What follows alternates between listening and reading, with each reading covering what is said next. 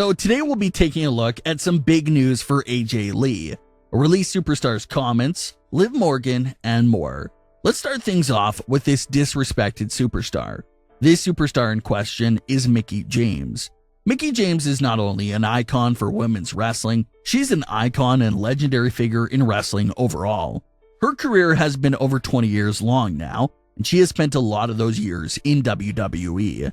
There was a point where she left WWE, continued her legendary career all over the world, and then returned to WWE just around 4 years ago.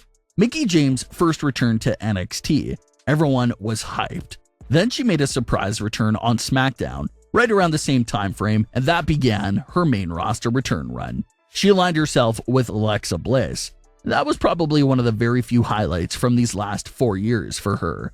Alexa and Mickie worked great alongside each other.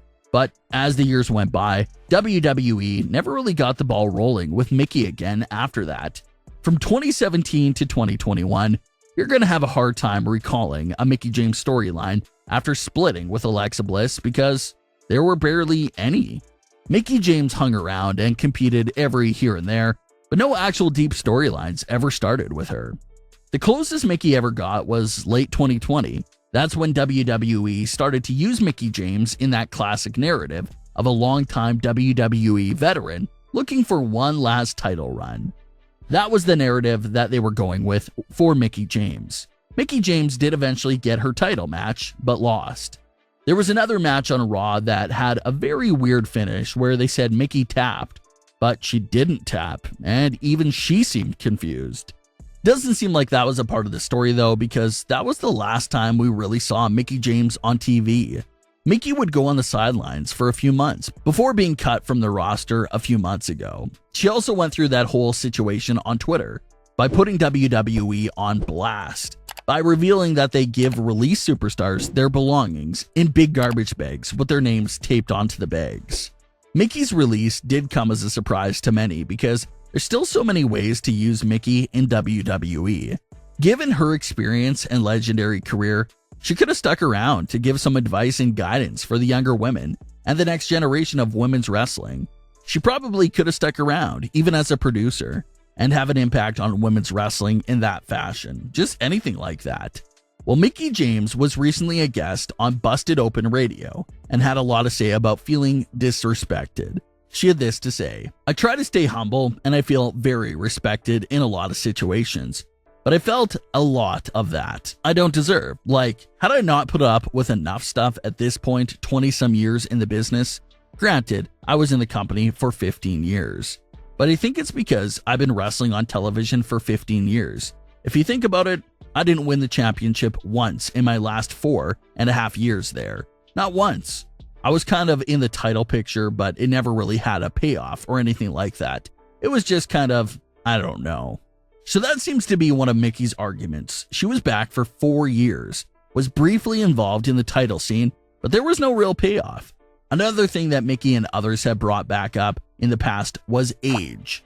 A lot of those superstars and fans discussed how wrestlers, mostly men, get praised and still have big matches and programs in their 40s and 50s. But when it comes to the women's wrestlers around that age range, you don't see as much high-profile matches and stories for them in WWE and other promotions. So that's a fair point there as well. This was something that Charlotte's team even put out a statement on back around WrestleMania 37. Charlotte's statement talked about how this is the prime of her career, mid-30s. So she can't afford to miss big events like WrestleMania right now. So that has been a big argument and point that has been brought up several times. When will the veteran women on the roster get high-profile storylines, like Edge and other older male talent like that? Mickie James is scheduled for the NWA Empower event in late August. That will be an all-women's event, so we'll have to keep an eye out for that. But what are your thoughts on Mickie James' comments? We have another heartwarming moment with Liv Morgan and Brodie Lee Jr. Liv Morgan and Brodie Lee Jr. and it finally happened this week. Brodie Jr.'s mother, Amanda Huber, took to Instagram to reveal the footage of this match that took place between Liv Morgan and Brodie Lee Jr. Even with Brodie Lee Jr. still being extremely young, he still hangs in there with Liv Morgan, and they really go at it. And technically, when you really look at it, it is monumental. Brodie Lee Jr. is basically already an AEW star, and still is the original TNT champion.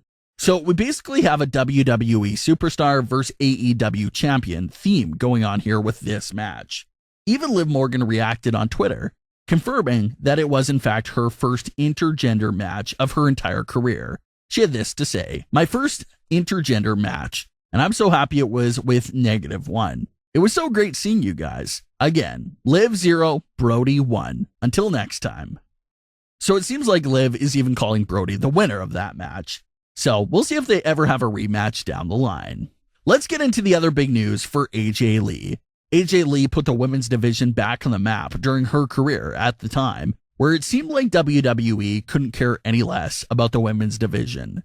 The women's division was probably in one of its worst states, but WWE saw the star power in AJ Lee and used her in every possible way. As love interest for multiple superstars, as a general manager, as a single star, as a tag team star, and more. AJ Lee hung up her boots at the surprising age of 29, saying that she felt that she accomplished everything she wanted to in WWE and had nothing left to achieve. Fans do look back and get a bit sad because the women's division was dry for the majority of AJ's career, but if she would have waited a handful of weeks, then she would have crossed paths with Charlotte, Sasha Banks, Becky, and more. But many fans have also been wondering, why hasn't she been back in WWE? Stephanie McMahon even said that she would love to have AJ Lee back in WWE. Well, the answer to that question is extremely easy, and that's, of course, the success of her new career, which is writing. AJ Lee became a New York Times bestseller author with the success of her book, Crazy is My Superpower, which told stories of her personal life and even unbelievable backstage stories from WWE. Then she took it from there. She has written several comic books, several short stories, and made several lists for upcoming top authors. AJ has even collaborated with DC Comics and has a comic on Wonder Woman coming out this summer. Not only an author, but AJ is finally about to achieve another new goal for her writing career, and that's a movie script. Deadline is officially reporting that AJ Lee and actress Amiee Garcia are set to co-write the script for Keanu Reeves' sequel for 47 Ronin. Obviously, this isn't some small independent film. You're talking about a movie franchise with Keanu Reeves. It's a very big deal. Amiee and AJ both commented on the news. AJ and I are excited to write a diverse and inclusive action film. Director Ron Yuan's vision to blend martial arts, horror, cyberpunk, and action was inspiring, and we'd like to thank the team at 1440 for being so supportive, said Amiee Garcia. As creators of color, we're honored to be a part of a modern, multicultural story with powerful female leads, said AJ Mendez. So keep an eye out for that story, more updates to come there as well. But what are your thoughts on today's stories? Leave your comments. Don't forget to subscribe with all notifications on, and leave a like if you enjoyed. Thanks for watching, guys.